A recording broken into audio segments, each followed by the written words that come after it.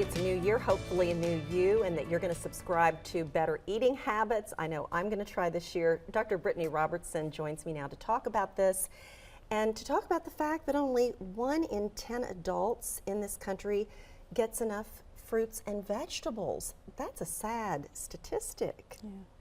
Can you talk about why that is?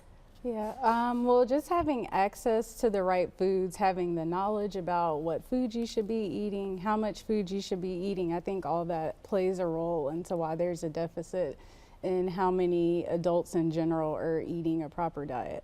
When we talk about fruits and vegetables, let's talk about the best of the best when it comes to fruits, because I know a lot of the fruits are very high in sugar. And I mean, still it's a better choice than a piece of candy, Right. because it's the natural sugar.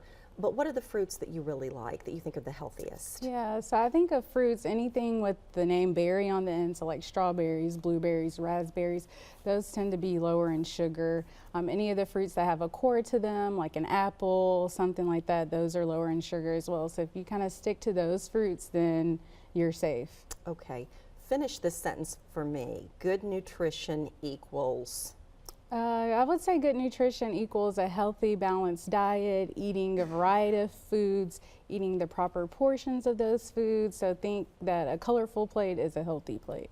All right, let's talk about some of the current dietary guidelines. It seems like it's hard to keep up with the different guidelines you hear from the government. So what are they? So think of basic general plate is about 9 inches in diameter. You want half of that plate to be fruits and vegetables, then a fourth of it to be your grains, which are basically your carbs, your rice, your breads, your pastas.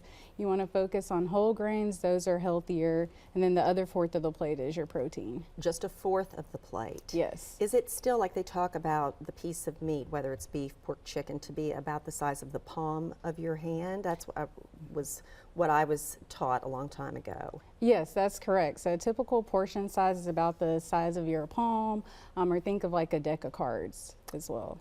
Okay. In terms of meats, you still prefer fish, chicken versus beef? Yeah, the lean meats are healthier for you, so stick with your fishes, your chickens, you're safe. Kind of beef, pork in moderation. All right. What is your perfect breakfast, or what do you tell patients the best way to start their day? It's not a sugary cereal, is it?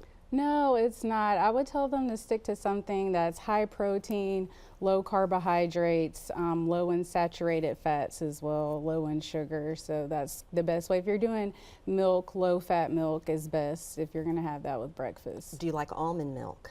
Yeah, almond milk is good too. Yep. What about smoothies? Smoothies, but it depends what goes in them. If you're putting like bananas, peanut butter, the things that taste that good, sounds good. They are good, but they can be high in sugar as well. So you have to be mindful of that. So spinach, maybe baby spinach, Right. almond milk. Or like kale, that's a good kale. leaf as well. So we're not Yeah. over kale yet. Kale is still good, right? It's still good. Okay. Foods we need to just say, okay, let's go to the pantry and get rid of this stuff. What do we need to eliminate from our diets? I never necessarily recommend to completely eliminate things from your diets. I try to stick to lifestyle changes that you can carry out long term or that are more realistic. So when you go to completely cutting out things, that makes you crave those things, and then when you give in, you just kind of, it's hard to stop. So I say cut back on foods that are high in sugar, high in calories, high in saturated fats. Keep those at a minimum. Focus on more protein, low carb diet, and you're safe with that. What is going to make you feel the fullest? I think a lot of people, you know, if you do have, let's say, something with a lot of sugar or a lot of fat, it doesn't stay with you long. I mean, Right. you're hungry again in a short amount of time. Right. Yeah, it tricks your body into initially thinking you're full, but then after an hour or two, you're looking for that next meal. So if you're doing a good lean meat, some vegetables, some fruits, those are going to stick with you longer throughout the day, and also drinking plenty of water. Water all the time. Yes. Okay. More small meals. Do you like that concept of maybe 5 small meals a day? Yeah, I definitely think it's a good idea to eat small meals, 5 to 6 small meals spread throughout the day. That way your body kind of feels like you're constantly providing it with nutrients. You're not going to get as hungry. So when you do eat, you're going to eat a smaller portion.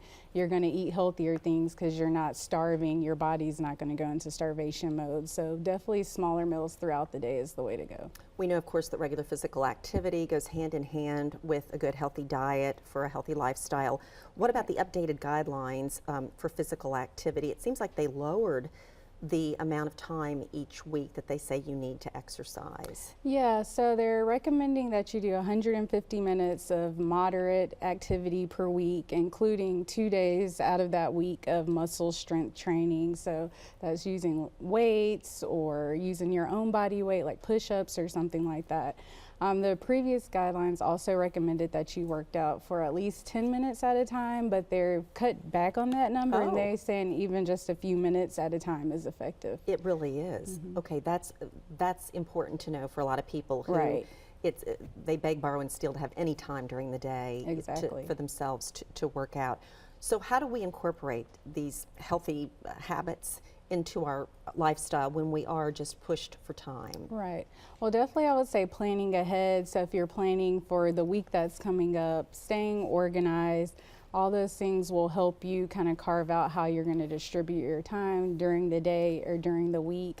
Even having accountability partners, so if you want to get together with a group of friends or family members, it will kind of help you to keep each other motivated to reach your goals. What about going to the grocery? I know that we go all the time, and if you just go when you're hungry, you probably are going to buy the wrong foods, right? Yes. Planning again. Yeah, exactly, yes. Going when you're hungry, definitely going to spend way more money and end up buying things that you don't need. So if you plan out your times, like these are your days or times during the week where you're going to go, and kind of stick to the plan you have, and that's the best way to go about it. All right. All right. Thank you so much, Dr. Robertson, for coming in and sharing your knowledge with us. Of course. Thank you for having me. Okay. And we'll be right back.